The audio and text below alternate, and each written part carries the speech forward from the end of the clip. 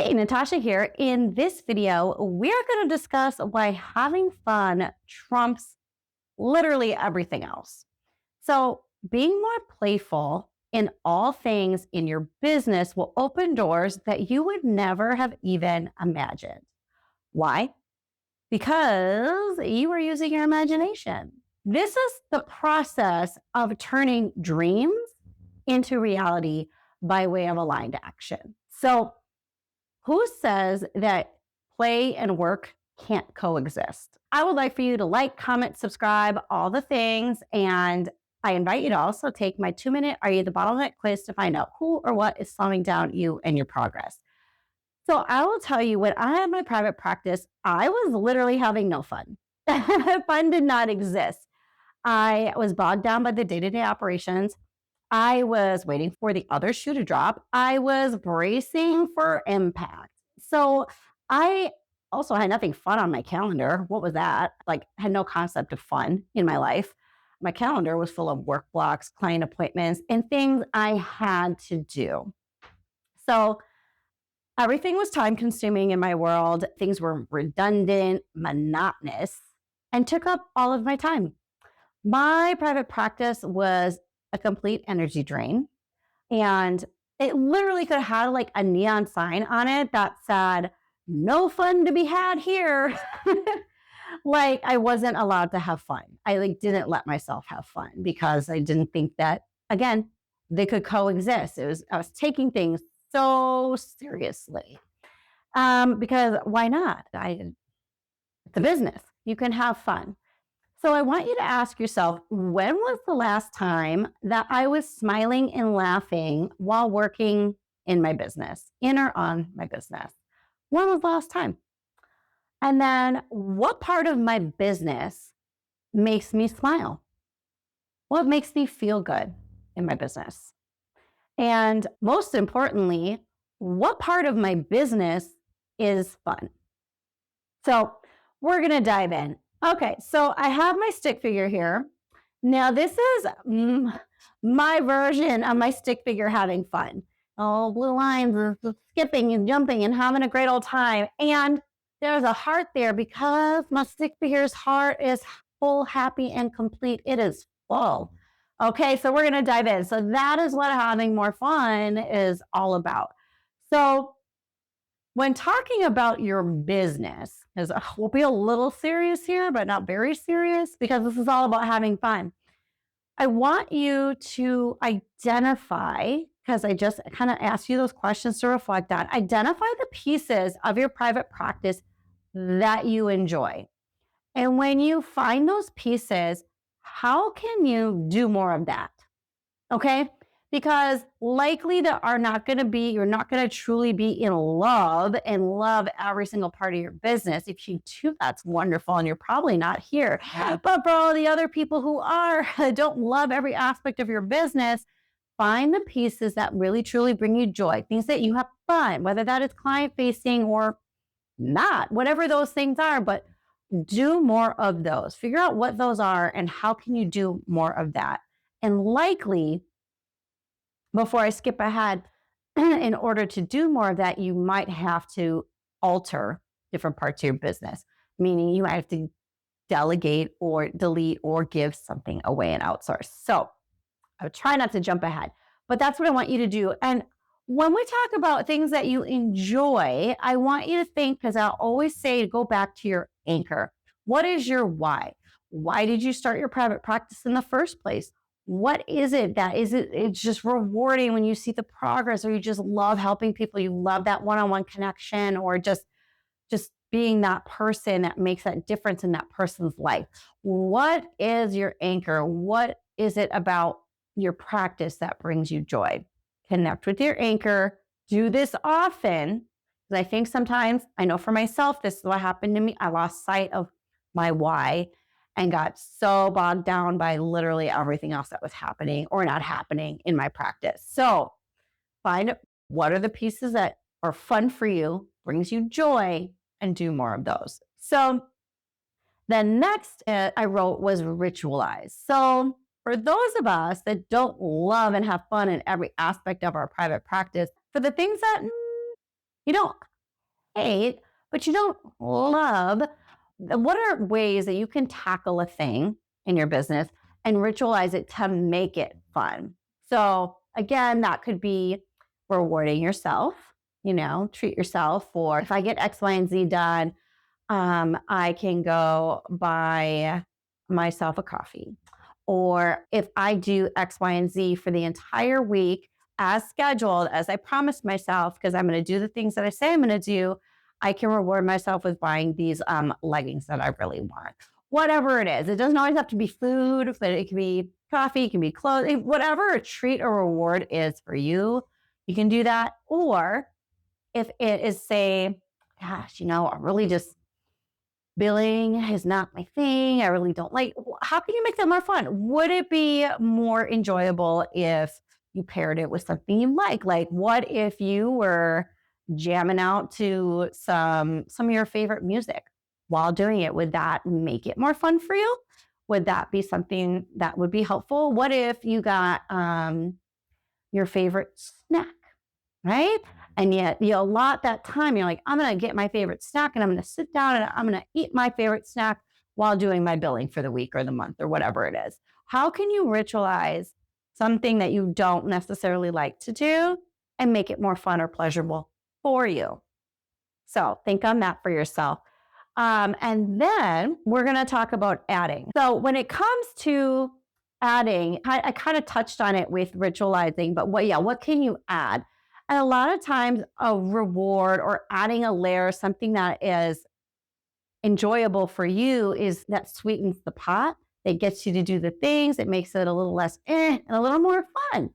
But you really want to make things fun for yourself as much as possible without it being fake. I mean, you want it to just be like, how can I do this so that it's just like not draining? You don't want things to be an energy drain, because then the more that they drain you, the more that you're going to begrudgingly like do the thing. But then what ends up happening is that this is how we end up growing resentful of our practice in general. When things start to add up that we either don't like to do and we're doing more of those things, or things that are just like, and we're just not having any fun, that's the problem. And that's what kind of snowballs into resentment and then everything. And then we have this lens of negativity and we look around and we're like, we just like generalize and say, oh, I don't like my business, or I don't like, there's nothing here that, nothing's good is happening. And that's where, again, that confirmation bias comes in. So what can you add? And, treating yourself, a reward, these are essential. Because again, that is feedback to your brain that tells your brain, hey, this wasn't so bad.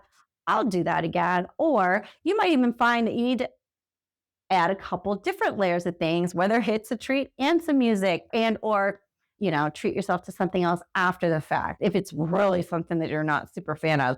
But that leads into number 4, which is subtract. So if you're in a space where there are certain things, a thing or certain things in your practice that you feel like is the bane of your existence, and like you would be happy if you never saw it or had to do it again, that is your inkling to get rid of it. So if you physically cannot remove it from your business because like literally your business would fall apart, or it's a very important piece that's paramount to your business functioning, like say billing, like you can't run your business if you're not billing and getting paid, right? So then if you can't eliminate it, you need to delegate it. You need to outsource it. You need to do whatever you need to do to get that off your plate and out of your face. Now, there's a few different ways to go about it, because some might say, they don't necessarily have maybe the funds to be able to outsource at this time. But I'm going to give you a little bit of a reframe, because something needs to change, because again, that snowball resentment's going to come in. But what means more to you? Is it money or your time and your well-being? Let's be honest. So, because most of us didn't come and start private practices because we loved billing. Otherwise, we'd be billers. Okay. So, you have to prioritize what matters most to you. And your private practice matters more to you. And being client facing means more to you. And your time means more to you. Then you need to outsource and or delegate to someone else, because it's not doing you any favors to keep doing something on repeat. If you cannot make it more fun for you, then you need to get rid of it. Because ultimately, at the end of the day, I know for me personally, I would use financial constraints as a barrier for certain things. However, now learning all the lessons that I've learned and doing all the things that I've learned, I can now tell you that I would much rather have my time, even if it costs me an extra few dollars, because now I have come to realize that my time means more to me than money. Because again, you could always make more money, but you can never make more time. You can never get time back. So what matters most to you? For me, it's my health, my well-being, and my time. That's time for myself, that's time with my children, that's all the things. So if it costs me an extra whatever it is, I mean, within reason, of course, but like, then I'm gonna do that. I would rather buy back my time. So you got to get clear on what matters most to you. So identifying what's most enjoyable, doing more so you're not resentful, finding things to add in and ritualizing things to make it and more enjoyable to look forward to make it, make it again more fun. How can you make it more fun? I mean, yes, there's some things that are serious in nature, but really you can have some play and some work going on at the same time. They can coexist, they can overlap, they can meld together. The issue that I saw with my private practice the most was I was not having any fun. It never occurred to me to make things fun. I just was like, work, work, work, head down, like, and then just miserable, right? Not realizing agency to make anything happen, especially fun, right? So had I had more fun, I would have been less resentful of my practice and would have seen more growth and more things happening and less of what I didn't want to see. But I had ultimately that negative lens of that confirmation bias because I was not having any fun ever. So key is have more fun. And then the last thing that I'm going to write in is balance. Right. So I touched on it a bit with like, things coexisting, but you really want to have a nice balance. So I've talked in previous videos, balance within your calendar, but you also want to have balance with the things that you are doing that is fun and not so fun. Like if you can make everything fun, I say go for it. And if you can't, because the likelihood that you can make everything super fun and not delegated thing is unlikely, but I'd love to hear if you did. So if you did, let me know, shoot me a message. But you want to have a nice balance, a balance of, the more serious things, but having the fun, whether it's within your business when you're working on your business. But of course, if you're still client facing, you want to be, of course, having fun and making those connections client facing with the people that you're here to help, right? Or if you have a team connecting, because of course you want to be making those connections and having that interaction and having fun with your team and, team building activities and events and all the things, because again, what's your why, right? Go back to your anchor. Why are you here doing what it is you're doing? Why did you start your private practice? Always go back to your why. But you want to have a really nice balance of work, play, and fun. Whether that's reflective again in your calendar, reflective in the admin things that you're doing, reflective in, client facing things or with your team. Everything should be in a nice balance. And of course, your life, because this isn't all about work. So again, reflective in your calendar and all the things. But balance is key. But I think a lot of times we get stuck and we forget that like life is meant to be lived and we're meant to have fun and enjoy ourselves. So finding a nice balance in which to do so is so imperative. So stop taking things so seriously. Find ways to make things fun. Have fun. If that's with your family, with your kids, with your colleagues, with your clients, with what it is that you're doing, whether it's solo with your admin and your business, you can make that all work for you.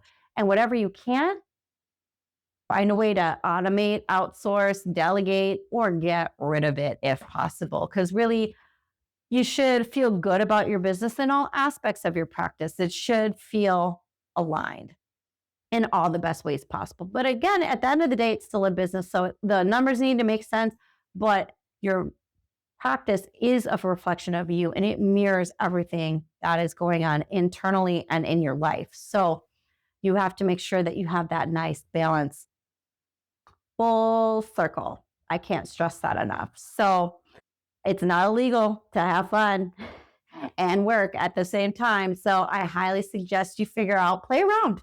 But all pun intended, play around with different things and strategies and layers of things to make things fun and have fun while you do it. You might even find a whole nother way to do something and get creative ideas while doing it for maybe a new venture or another add-on or a promo that you want to, start. It doesn't matter. But the point is to have more fun. You are allowed to have more fun. So thank you for being here. Like, comment, subscribe, all the things. I invite you to check out my podcast, The Fear Chronicles, False Evidence Appearing Real, all things mindset and strategies for the very busy private practice owner. And I'll see you in my next video.